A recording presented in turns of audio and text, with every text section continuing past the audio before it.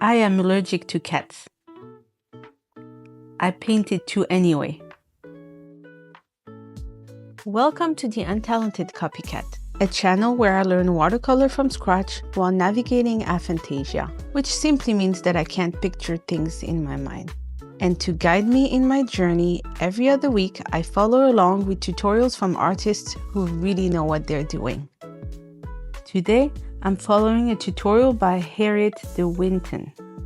She's at the Winton Paper Co. And her channel has over 200 free tutorials, so go check her out. She knows what she's doing. I'm about to paint alongside her and find out what I can do. Before I load a single brush, I'm doing something Harriet does at the start, a rough sketch. Just enough to understand where everything lives on the paper before I commit to paint, so that when the brush goes down, I'm not figuring out where the cat's spine goes at the same time as trying to figure out how wet my brush should be. One problem at a time. That's the whole strategy.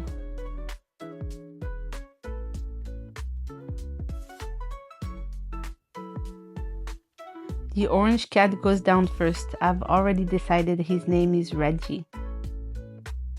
There's a reason for that. About 2 years ago, my kids became completely obsessed with the orange cat. Any orange cat, everywhere. The moment they spotted one on the street, in a window shop, in a film, they would both scream in unison, "Reggie, Reggie!"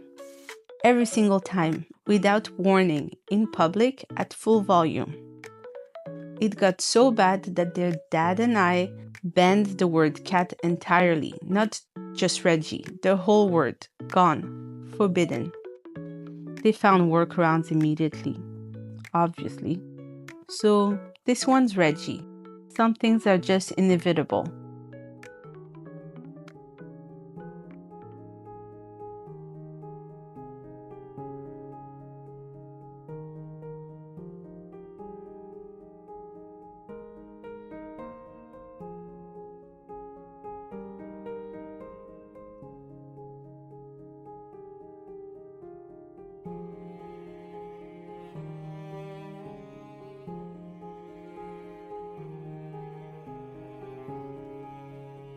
And I want to ask you something in the comment. Do you have a Reggie? A name, a thing, a word that your kids or your family turned into an involuntary reflex that you had to actively ban? Because apparently this is a universal experience and I want to know I'm not alone.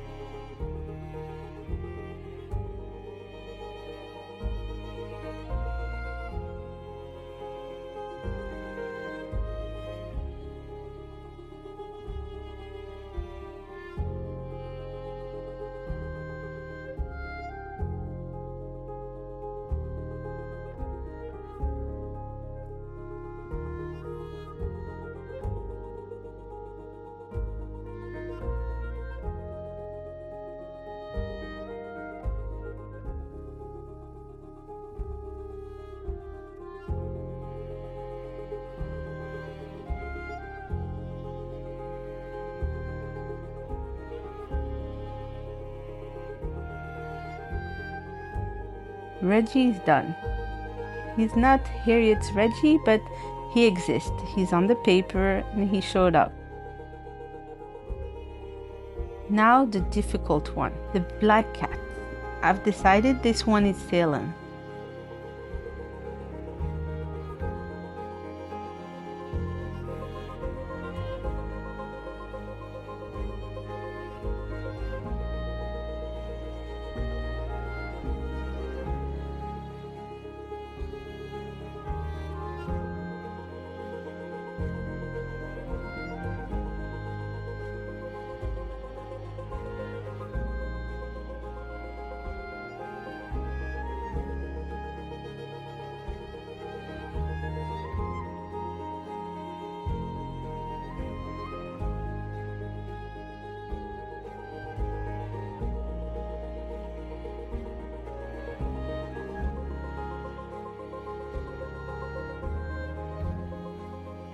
Here's something I didn't know before.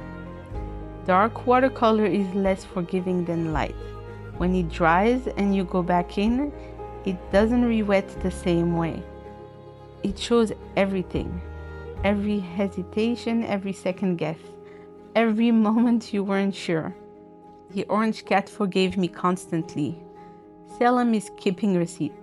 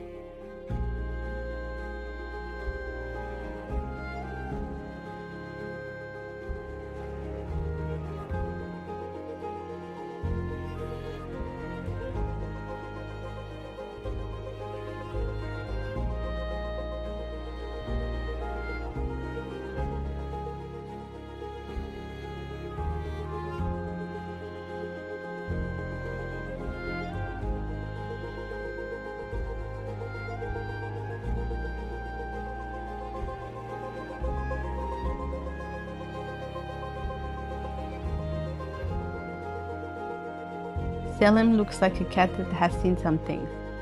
This is the point where I'm thinking about starting over and scrapping Salem and beginning all over again. Clean paper, fresh start, and pretend it didn't happen. And then I remembered something from pottery class. Work it until you wreck it. The idea is to work on something without the expectation to make something nice. The real goal is to wreck it by pushing it further than you thought it would go. You're pushing the limit of what the clay can take, and in the process you reach your own limit and often go beyond what you ever thought possible, because the fear of ruining something keeps us from pushing too far or too hard and reaching our full potential. So let it go and go for it.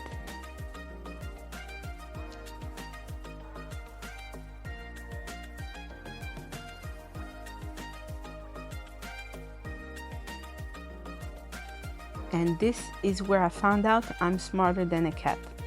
A cat commits completely and walks away without caring how it lands. I committed. I stayed with Salem, I pushed it, but then I stopped, right before I really wrecked it. I could see it was working, so I put the brush down, and I stopped. A cat would have kept going out of pure principle. I did not.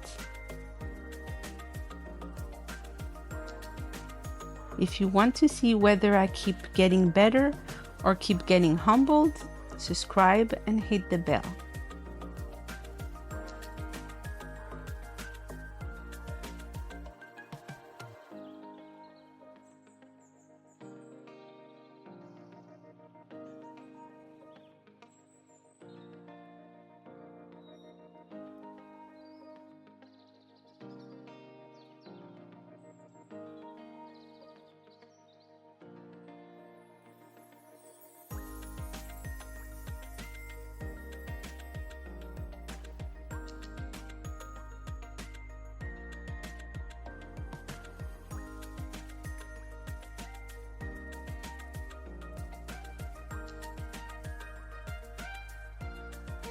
My grandfather had cats, not one or two, many, all colors, shapes, and forms, like a watercolor palette that walked around his yard and refused to sit still.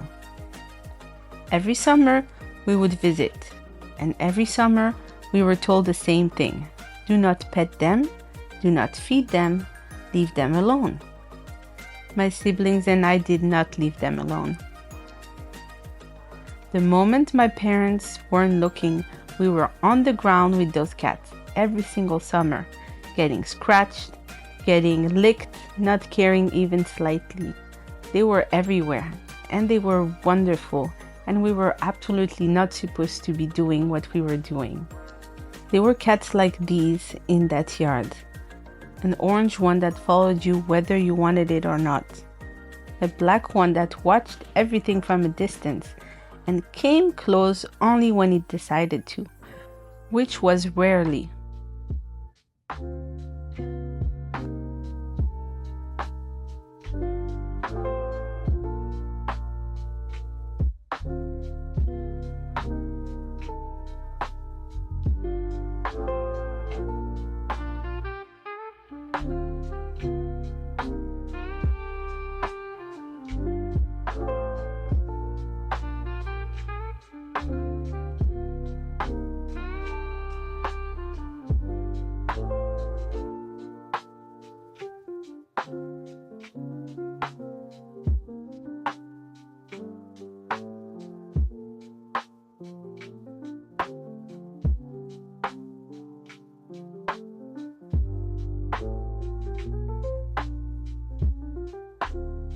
In Istanbul, there are cats that climb on your lap without asking. My son was petting one, and it just hopped on him. Cats just live their best life. Do exactly what they want. Walk away from anything that doesn't interest them without a second thought. No apology, no explanation. Just, I'm done, bye. I have spent most of my creative life doing the opposite of that.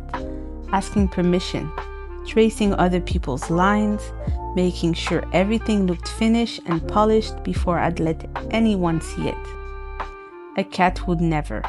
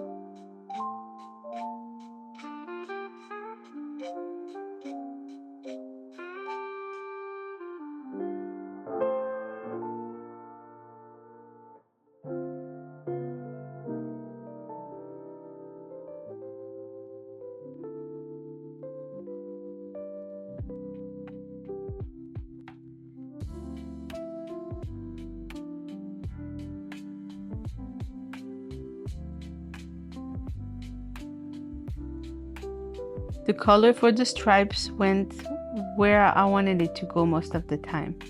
The shape reads as a cat immediately. For a painting done with no template underneath, I'll take it.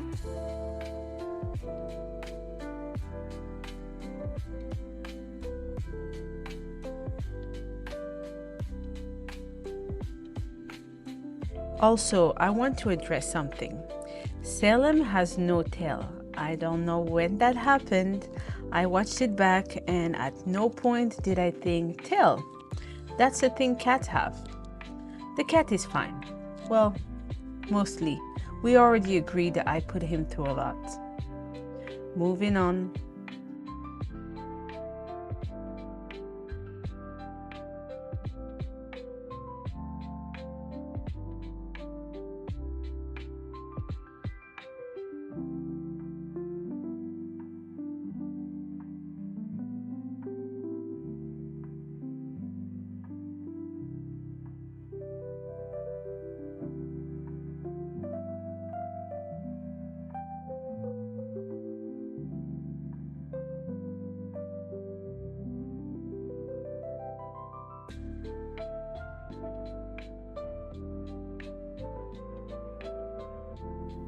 Let's not forget the whiskers.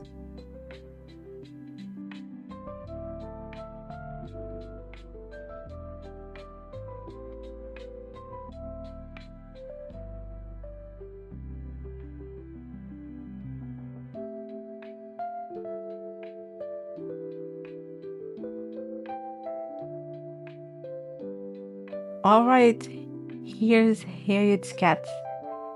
And here's Reggie and Salem. Harriet's cats are calm and confident and beautifully observed. Mine look like they've been through something, which, given what happened to Salem, is accurate. Reggie came out warm and soft, and I'm genuinely pleased with him. Salem is a different story. The dark watercolor dried differently than I expected every single time I went back in. There are marks on this cat that were not part of the plan. There are layers that built up in ways Harriet didn't. Hers is nice and smooth, and mine is a little choppy. But here's the thing. Salem looks like a cat that has seen some things. A cat with a history.